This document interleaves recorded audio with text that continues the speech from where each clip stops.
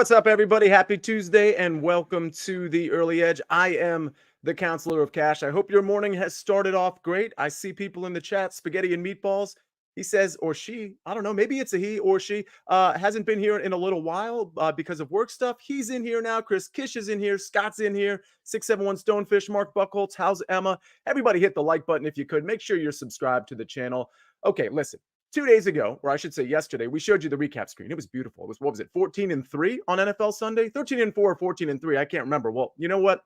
It's not hard to remember how we did yesterday. We only had 4 picks. 2 of them were in the same game. We went 0-4. That is not where we want to be. So we will correct those errors on this show. And by the way, speaking of shows today, we've got the AFC NFC Championship preview today at 4 o'clock. You know, it's that standard Tuesday show. So make sure you tune into that.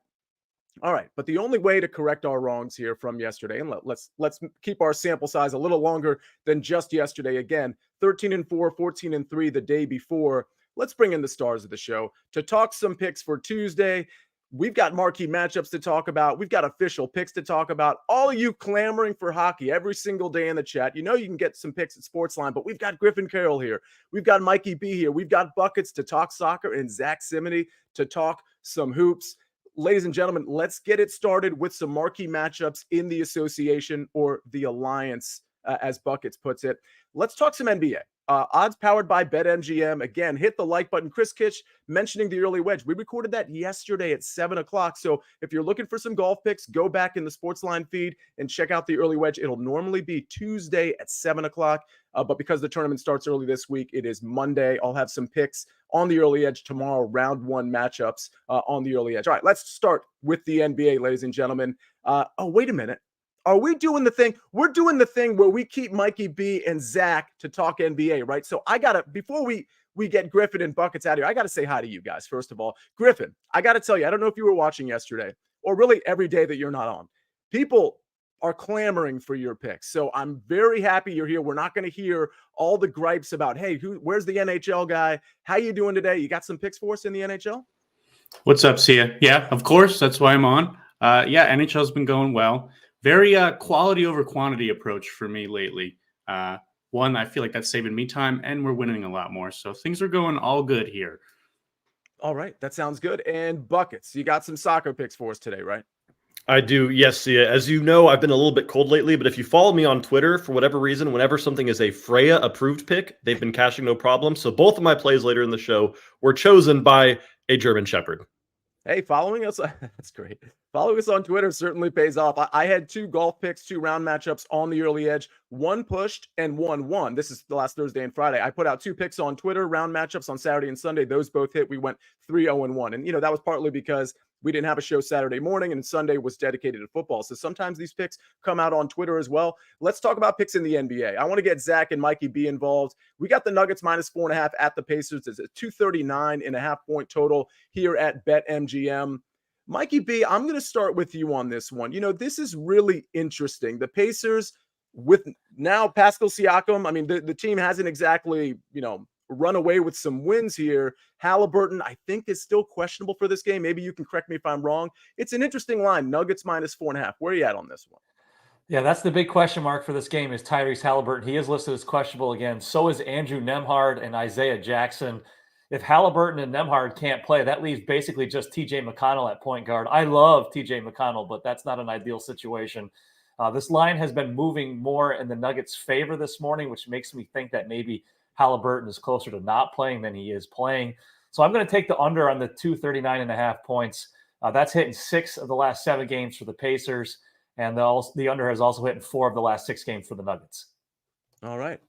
Very interesting analysis there. Zack Cimini, where are you at on this game? I'm going to lean to the Nuggets side, and this really has to do with, this is a rematch of a little over a week ago. The Nuggets were in a back-to-back spot in that situation. Won't be tonight, and it was a game they took over in the second half. I think they won by 9 points. But when you look at the Pacers, maybe shorthanded, but what I'm looking at even more so is they're coming off a 6-game road trip, their longest of the season. Usually when you come back for that first home game, that is a flat spot. So I would look at the Nuggets here. Okay, looking at the Nuggets. I'm also looking at the Nuggets here, -4.5. All right, let's go to Jazz at the Pelicans. Pels -6.5. Very interesting, like Pelicans performance. They've got some, like, I don't know, questionable losses on the resume, but they are also blowing out some teams here. 6.5-point spread against the Jazz, who have been emerging at least a little bit relative to the beginning of the season.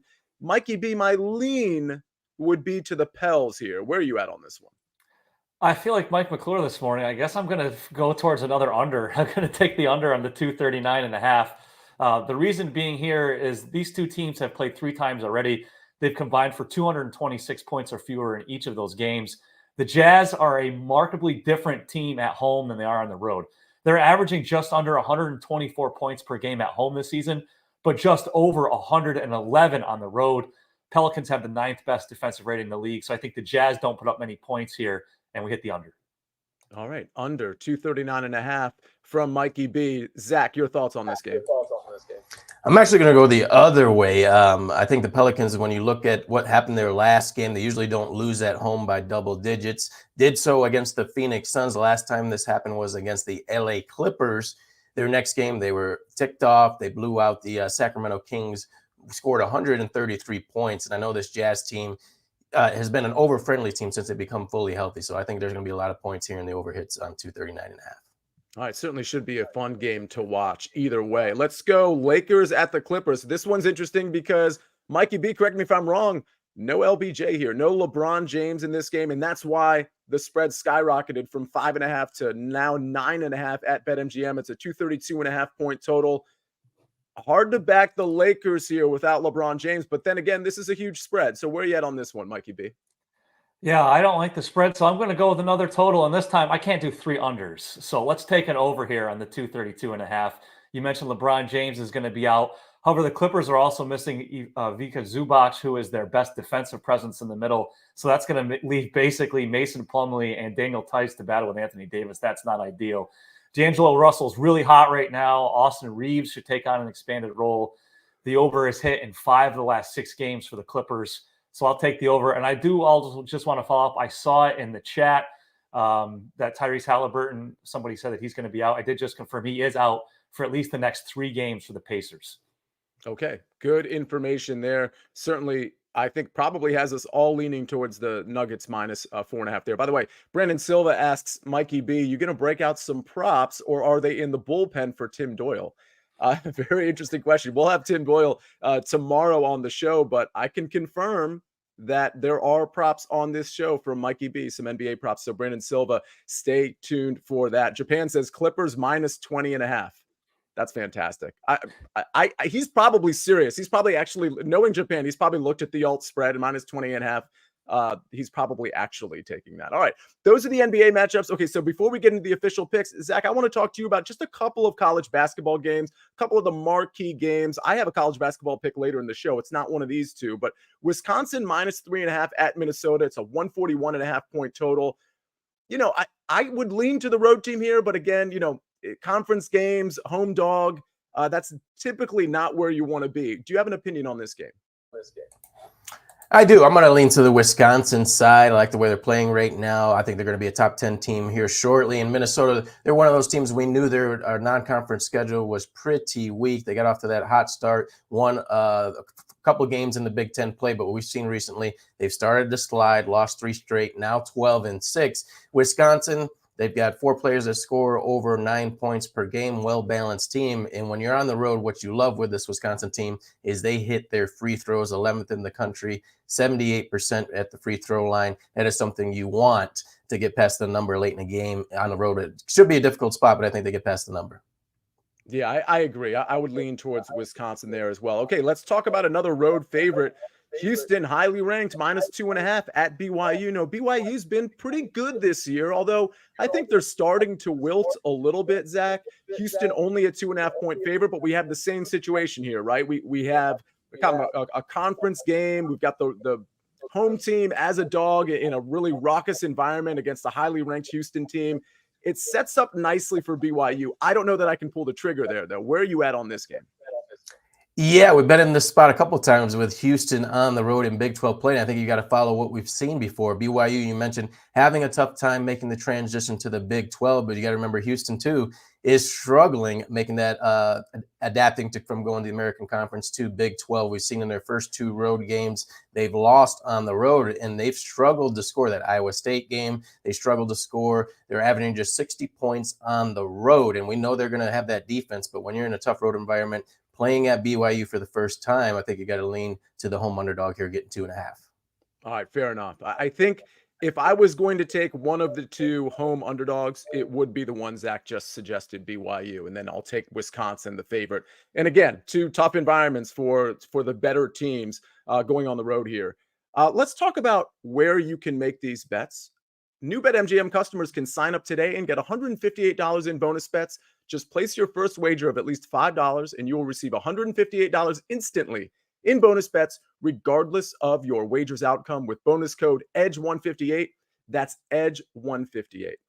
Well, we got to bring buckets back. We got to bring Griffin Carroll back. We've got NHL. We've got college basketball. We've got NBA. We've pretty much got it all on this show. But before we get there, there's 2 things I need you to do. 1, hit the like button. And 2, hear a message from our partners. The biggest event in sports is coming to the entertainment capital of the world. CBS Sports HQ will have you covered every minute, getting you set with all the critical analysis you need. Ready, set, Vegas. And we are back. We've got the full cast with us. Buckets is back. Griffin Carroll is back. Buckets doing some shadow boxing. Is that because, are you assuming basically Danny Brasco's role now that you beat him in a showdown late last week? It is so rare for me to win a showdown that whenever I actually win one, I just take the form of that person until I lose to them again. So right now, I am the new Danny B. I mean, I kind of like it. So I'm glad that you've never beaten me in a showdown, because I don't even know what that would look like. That's not true. I think you beat me in 1 showdown out of like 15 or 16. An actual stat, by the way. That's I'm not exaggerating or being hyperbolic. All right, let's talk about Buckets. You got 2 soccer picks, and then we're going to get to Griffin Carroll's NHL picks. But Buckets, we start with you. What's going on the pitch? Well, we're going to start with a couple more obscure leagues going forward for a bit while we try to find a little bit of form here. And we're going to start by going to France's Ligue 2, which is the second flight of French soccer, as Concarneau take on, I did not say that one right, take on Troyes this afternoon at 2:45 p.m. And let's try this again. Now, manager bump is a real thing. When a new club brings on a new manager, it tends to fix a lot of the issues that a club has been suffering from, and Troyes is seeing that. Troyes was a team that just last season was in Ligue 1. They were in the top flight, and they have fallen apart since relegation. In their opening 12 matches this season, they won a single match over those 12. But then, Troyes brought in a new manager in December, David Jouan, who has now taken this team to new heights. They've only lost 1 of their last 5 matches, and they won 3 of those 5. They're really turning things around. And while they turn things around, Concarneau are making things fall apart right now. They have only won 1 of their last 6 matches. This is a team that is failing to score in multiple matches. So we have 2 very different trajectories going on at the moment. I'm taking Troyes draw no bet at +100 because I just don't think the books have caught on to the fact that Troyes is much different now than they were at the beginning of the season. Then for our second play, which is also at 2:45 this afternoon, we're going to the Scottish Premiership in a really big matchup between Hearts of Midlothian and Dundee United. Now, I think Hearts win this game outright. They are the better side with better players and better depth. However, playing against Dundee, it just sucks, man. Dundee is like the little brother of the Scottish Premiership clubs. This is a team that they won't beat you, but they will foul you. They will beat you up. They will take cheap shots, and they'll probably get at least a goal here, because this is the kind of team that will not sit back ever and just let you kind of win that 2-0, 3-0 style game. They constantly push here. I'm taking both teams to score at -115 because Hearts is good, but defense is lacking, and Dundee on the road is solid. Dundee have only failed to score in 3 of their last 10 outings, and those were matches against Celtic, Rangers, and a cup game. So really, anytime you play Celtic and Rangers, we don't even count those games. I expect a lot of goals in this one. I expect Lawrence Shankland to score, but most importantly, I love BTTS at -115. Chris Kish says, when Buckets claps back, you know the bet's going to hit. And Mark Buckhold says, Dundee United obviously plays in Scranton, Pennsylvania. I actually don't get that reference, but I mentioned it, Mark, because the reference I gather from Are you Dundee, kidding? I have no idea what the reference is. You know every obscure reference, and you don't know an offense or the Office reference? I don't know that reference. Oh no, I'm sorry. I want to apologize to everybody. You know what I think of when I think of Dundee?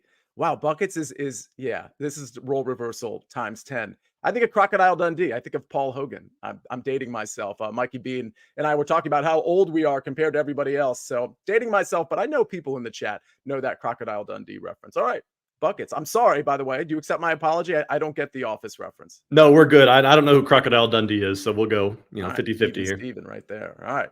Griffin Carroll, we've got hockey to talk about. You've got two plays here. It looks like we've got a prop and oh, this is interesting. What a transition from buckets, BTTS, to maybe a BTTS in hockey. The floor is yours, my friend. Sure. And there's a loud snowplow that just decided to come past my window. So if you're hearing that, you let me know and I can come back in a couple minutes. Yeah. So both teams. Okay. Well, first of all, wasn't loving a lot of straights today, which is a slight bummer, but I'm no stranger to 2-leg parlays. So that's what we're doing here today.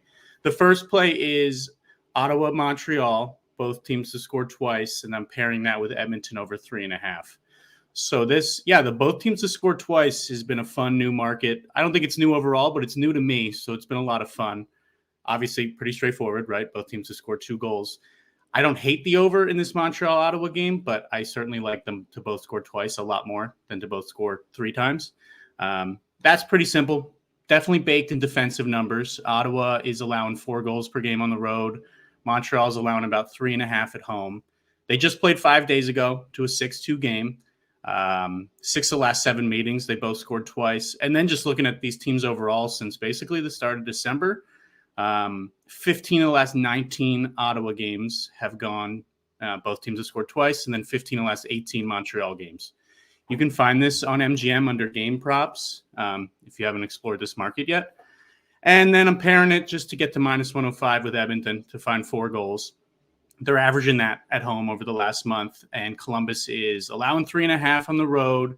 There's a pretty big power play and shots edge for the Oilers here. So I'm expecting that to lead to a couple goals, ideally 4. And they've hit 4 in 6 of the last 8 meetings against Columbus. So I like those 2 combined. And then second play, so this is not available everywhere. I'm going to hop in the chat to answer any questions. If you can't access a play like this, I'm fine with just the team total for Dallas here. But I've really been loving these correlated markets that are now available for guys to get points. What I love here, Jason Robertson, Rope Hintz, they're on the ice together the whole time. So as long as they can combine for a goal, I'm expecting both these guys to be involved. And they're both rolling. Hintz has 6 points his last 5. Robertson's got 11 in his last 9. Detroit's allowing about 4 at home. And these guys love playing Detroit. Robertson's got 11 in his last 5 against the Red Wings. Hintz has 9 in his last 5. I didn't go back and double check, but I have to imagine a lot of those goals they were doing it at the same time. So I'm really excited about this market at +106. I'm expecting 1 goal, 2 points, 1 winning bet. All right. 1 goal, 2 points, 1 winning bet. We will take that every single time. For the record, I have seen The Office. I just haven't seen every episode. I'm just telling you, I have seen The Office. What's ironic about this, some of you may know, I did a 4-part episode, a 4-part podcast series with none other than Pat Mayo, where it was a sitcom bracket, just like March Madness, just like the NCAA bracket, where we broke down 64 different shows and we came up with a winner. The Office was in the Final 4. I can't remember if it made it to the final. If anybody wants a link to those shows, privately message me on Twitter or something, and I'll send you the link. It's in Pat Mayo's feed. We did it this summer. Everybody's nodding their head like I'm so disappointed in you. Listen, The Office is funny. I just never watched every episode. So sorry for not immediately getting that reference. All right, let's get to my pick. Let's get to some college basketball. I finally lost a college basketball game yesterday. I should have taken North Carolina. I know the whole chat was thinking I was going to take North Carolina yesterday. I ended up going with Kansas first half, partly because of that embarrassing loss Kansas had against West Virginia. Well, the team I'm picking against also recently lost to West Virginia. I'm taking Oklahoma here at home against Texas. I think this is going to be a great environment for Oklahoma at home. And for the record, Texas is a good team, but they've lost 3 of 5, including a loss to West Virginia. This is one of those things where I just think Oklahoma defensively, they're going to get after Texas. I liked some of the resume wins from Oklahoma so far. They're undefeated at home, which isn't saying a ton because they this point of the season, you don't have a ton of home games, but they've beaten some good teams. Texas also knocked off some good teams. Long story short here, I just think Oklahoma is better. I've seen this team play. First time I caught them was against North Carolina, where they lost that game, but I thought they were very competitive, just kind of really lost it down the stretch to a very hot shooting UNC team at the time. But again, I like the wins that Oklahoma's piled up. Texas has lost 3 of 5, including that loss to West Virginia. I just think this is a really tough spot for them to march into Oklahoma, who, by the way, Oklahoma's been on the road for like the last 2 weeks. They finally get a couple home games here. Like them in this spot, -4.5. All right. Speaking of basketball, we got to get to way more basketball because Mikey B and Zach have been on the sidelines ever since our marquee matchups. So it's their time. But first, one quick message from our partners. It's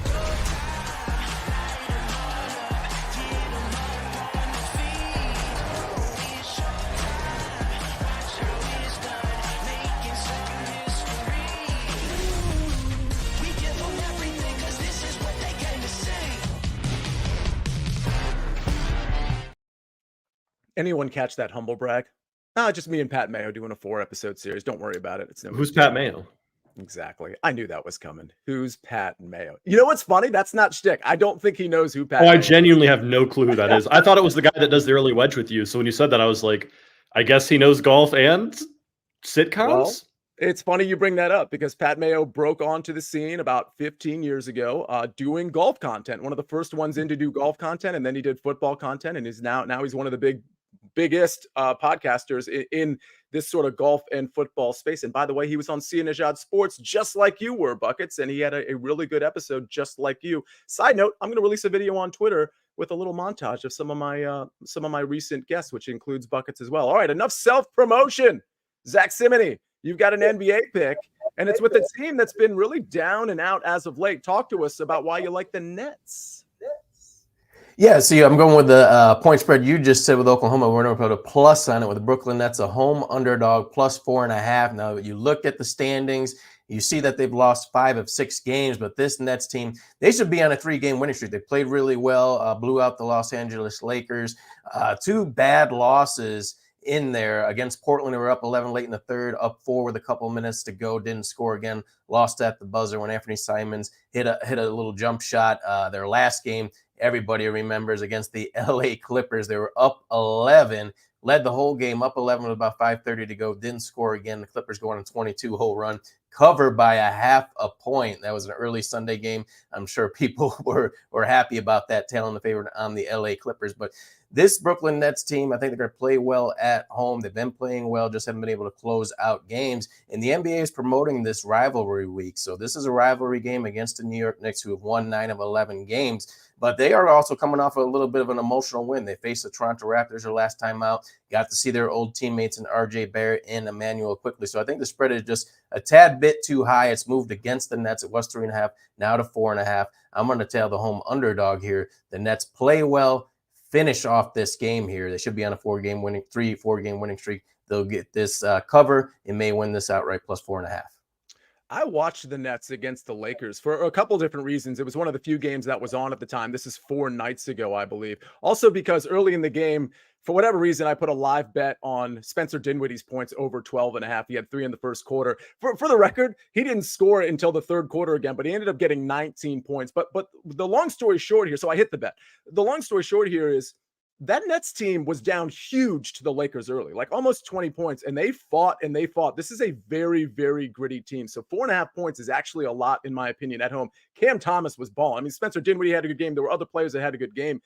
Cam Thomas, when that kid gets hot, man, the team really can just kind of jump on his back and he can score some points. So I think this is a really crafty, maybe contrarian bet at the Nets +4.5. All right, speaking of the NBA, Mikey B, you've got a team total here and a prop that I know Brandon Silva is going to like. So it's your turn, my friend. Let's talk some NBA.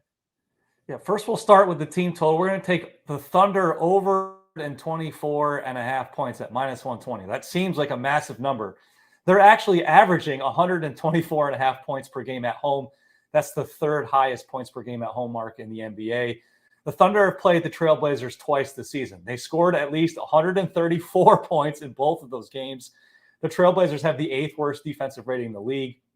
That is important because the Thunder have faced teams ranked inside the bottom 10 in the league in defensive rating 11 times this season. In those 11 games, they scored at least 125 points 9 times. They even had at least 130 points 7 times. So I think we get another big offensive output from the Thunder here. And then we're going to take Brandon Ingram over 24.5 points and rebounds at -127. Very favorable matchup for him against the Jazz. They rank inside the bottom 10 in the league in defensive rating and inside the top 10 in pace of play. He has played them 3 times this season. He's had at least 29 combined points and rebounds in each of those games. This is also important that this game is being played in New Orleans because he's averaging 22 points and shooting just under 50% from the field at home. So we're going to take Brandon Ingram over 24.5 points and rebounds. Hopefully I can hit both of those and earn a Dundee. Speaking of Dundee, we got a lot of Crocodile Dundee references. Different Dundee in the chat. That's not a knife. This is a knife. I absolutely love that. And Haas describes me, and this is a compliment apparently, as an adolescent owl. You'll have to look at the description in the chat to see what he means. But very interesting. Chris Kish says, anyone here in the one and done this year? I'm in a one and done. We can talk about that on the early wedge or on Twitter. Not doing well so far. But it's only 2 tournaments in here. All right.